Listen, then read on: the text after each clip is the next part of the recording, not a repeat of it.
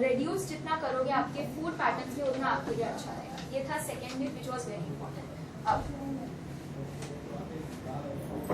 Weight loss, usually obesity पे जो हमको ध्यान देना रहता है उसमें सबसे बड़ा क्वेश्चन यही आता है कि मैडम हमको हमारा वेट लॉस कैसे करना है। सारे डाइटिशियंस पहले यही बोलेंगे कि आपका ऑयल का लेवल कम करो।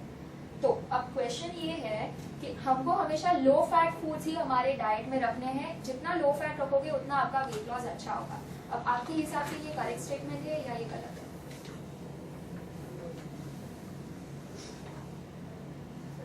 सही है। क्यों?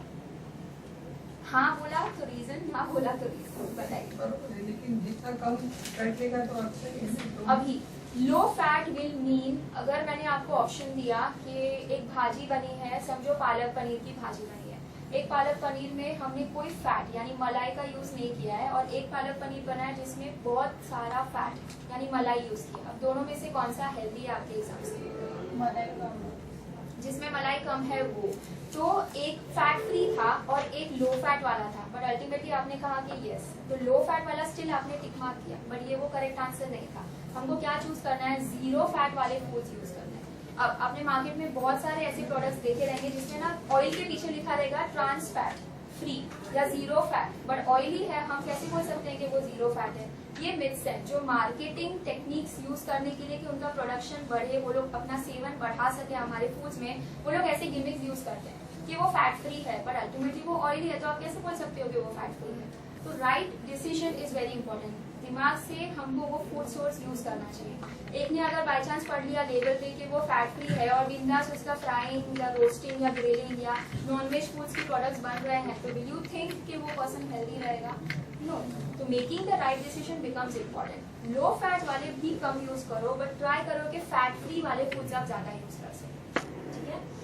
अब दूसरा है फैट फ्री मीन्स हेल्दी। अब मुझे ये बोलो, मैंने पहला क्वेश्चन ही वो उसको लिंक करता है, क्या आंसर है इसका? राइट और wrong? Wrong. Why? Because few fats are important for health. Yes. अगर हम हमारे पूरे खाने में से फैट फ्री मतलब बिना फैट का खाना, अब मैंने पहले वाले स्लाइड के लिए एक्सप्लेन किया कि फैट फ्री वाले फूड ज्यादा यूज करो, बट हमारे खाने में से कंप्लीटली ऑयल अगर निकाल दिया, घी भी नहीं, ऑयल भी नहीं, कुछ भी नहीं, फैट के नाम पे, what will happen to the body? अब मैं एक चीज बहुत इंपॉर्टेंट आपको बताना चाहूंगी कि जो वाइटामिन एंड मिनरल्स हैं एंड जो अब्जॉर्प्शन पावर हमारे बॉडी में रहता है, अगर हमारे पास फैट नहीं है तो वाइटामिन एंड मिनरल्स साथ में एब्जॉर्ब नहीं हो पाएंगे बॉडी में, शरीर में आ नहीं पाएंगे। आपने हमेशा सुना होगा या आपकी ग्रैंड मॉम ने या किसी ने भी एल्डर जो है उन्होंने बताया होगा कि जब सनलाइट होती है, अर्ली मॉर्निंग सनलाइट, सुबह की जो धूप होती है उसमें ज्यादा देर खड़े रहो, एक उससे विटामिन डी मिलता है, हमारा कैल्शियम लेवल बढ़ता है, 2 प्लस किसी ने ये सुना है कि थोड़ा सा ऑयल का लेयर या मॉइस्चराइजर लगा के जाया करो।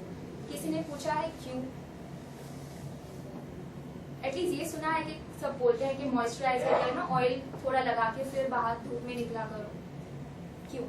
That's a fat soluble vitamin. यानी वो फैट जो विटामिन डी है आपके बॉडी में एब्जॉर्ब, वो विटामिन है, तो बॉडी में एब्जॉर्ब होने के लिए उसको फैट लगता है। अब इमेजिन करो आपने अपने पूरे हेल्थ स्टेटस को मेंटेन करने के लिए फैट के नाम पे कुछ भी नहीं रखा, तो how will those vitamins and minerals B?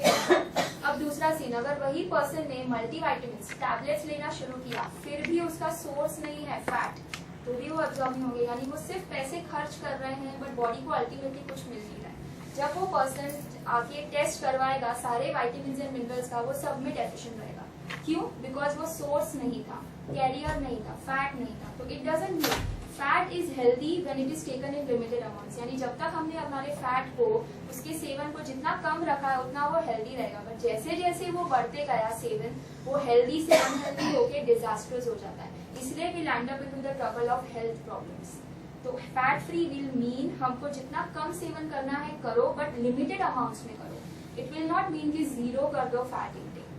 इसलिए तो हम सारे ब्रांड्स निकालते हैं और हम सारे ऑयल के प्रोडक्ट्स निकालते हैं कि ये जीरो फैट है या ये ट्रांस फैट है, ये म्यूफा में ज्यादा है, तो इसका सेवन करो बट लिमिटेड अमाउंट्स में। कोई भी फैट आपको या ऑयल मार्केट में दिखेगा या उसके जितने भी बेनिफिट्स रहेंगे, ऐसे मत सोचना कि मैं अगर मुझे 3 चम्मच दिन में बोले गए हैं तो मैं उसका 12 कर दूंगा तो मेरे को ज्यादा हेल्थ बेनिफिट्स मिलेंगे। नहीं, क्योंकि अल्टीमेटली वो फैट ही है। हम मेडिसिन दिन में अगर 2 बार बोला है तो 2 बार ही लेते हैं, हमने कभी ट्राई किया है कि चलो मैंने आज के दिन ले लिया तो मैं 2 एक्स्ट्रा ले लेता हूँ, मेरे को वो हेल्प करेगा? नहीं।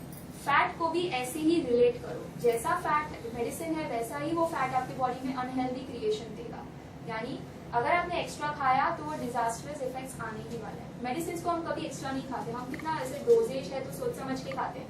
वैसे ही फैट्स को भी दिमाग में रखा करो कि ये हेल्दी है जब तक हमने अच्छी तरह से लिया, बट वो इमीडिएटली अनहेल्दी बन जाएगा जब हमने उसका डोसेज बढ़ा दिया। ठीक है, ओके। अब जो दूसरा मिथ है वो है all body fat is the same, यानी हमारे शरीर में अगर यहाँ फैट है और अगर यहाँ है और अगर पेट के हिस्से या पैर के हिस्से पे है, वो सारा इक्विवेलेंट फैट है। आप में से कौन क्या समझता है? वो सच है या वो झूठ है? यानी अगर मुझे यहाँ पे हिस्सा ज्यादा हो तो भी मैं मरूंगी या मुझे डिजीज आएगा, या मुझे यहाँ हो तो भी मुझे डिजीज आएगा, यहाँ हो तो भी डिजीज आएगा। सच है या झूठ है? इन अ वे देखोगे तो सच है, क्योंकि अल्टीमेटली हम हमारे शरीर में जितना लिमिटेड फैट होना चाहिए उसके लिए अब जगह नहीं थी बॉडी में, तो वो क्या करता है बाहरी हिस्से में फैट बढ़ाने लगता है। यानी पेट का हिस्सा अगर सबसे ज्यादा हो तो वो पर्सन को बहुत ज्यादा स्ट्रॉन्ग चांस है कोई भी डिजीज जल्दी आने में।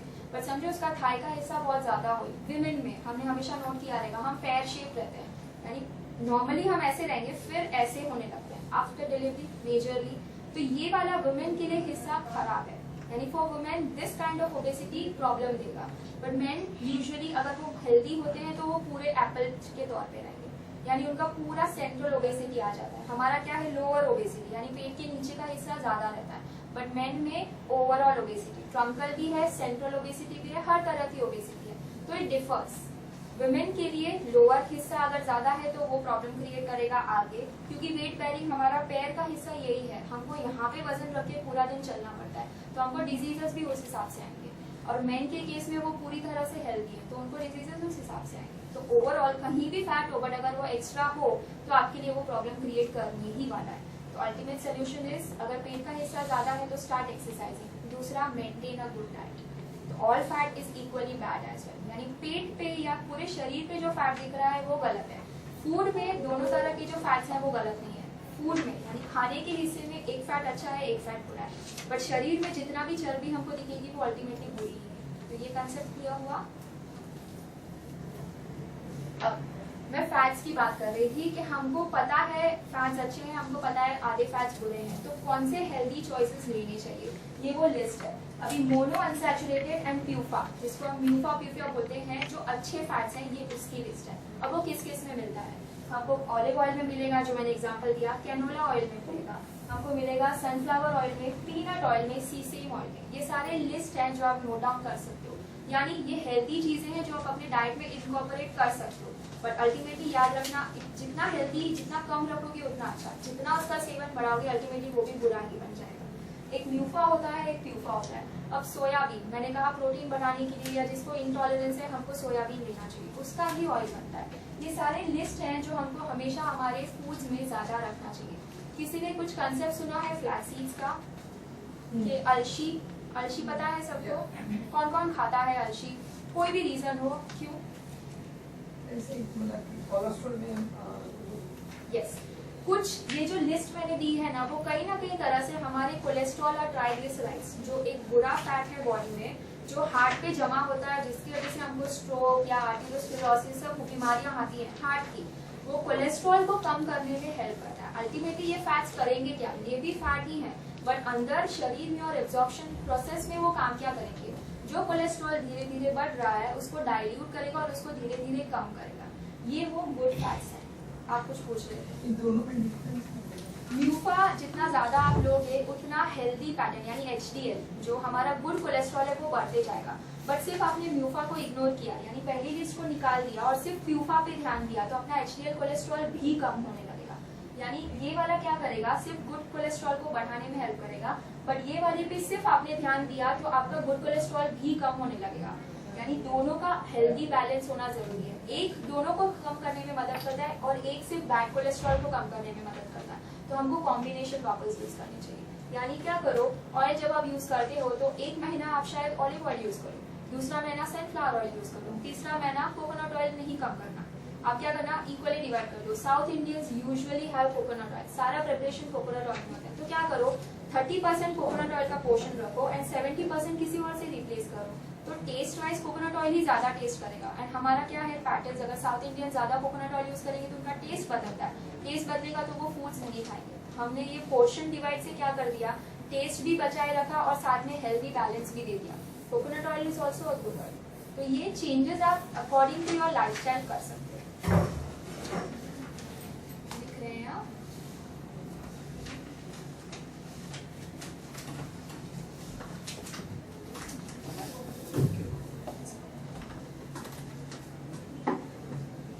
आपको चाहिए तो फिर आप कभी भी ये स्लाइड्स बाद में कॉपी कर सकते हैं।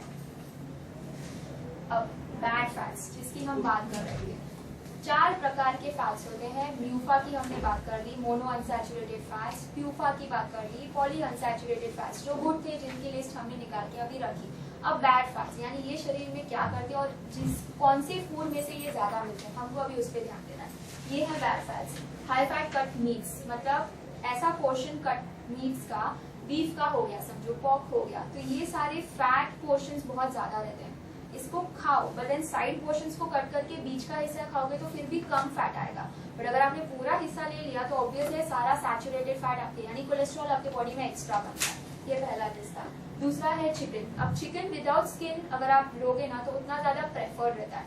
विद स्किन लोगे यानी ऊपर का स्किन का लेयर भी अगर आप खाने लोगे तो ऑब्वियस है अगर हम ऐसे ही खाएंगे तो हमारा कोलेस्ट्रॉल भी बढ़ने वाला है। ऐसे ही दूसरी लिस्ट है बटर, चीज। ये वेजिटेरियंस को अभी इम्प्लाई करता है यानी बटर, चीज, आइसक्रीम है, कोकोनट ऑयल है, लाड यानी बटर का इक्विवेलेंट जो यूएस और दूसरे प्रदेशों में काम आता है।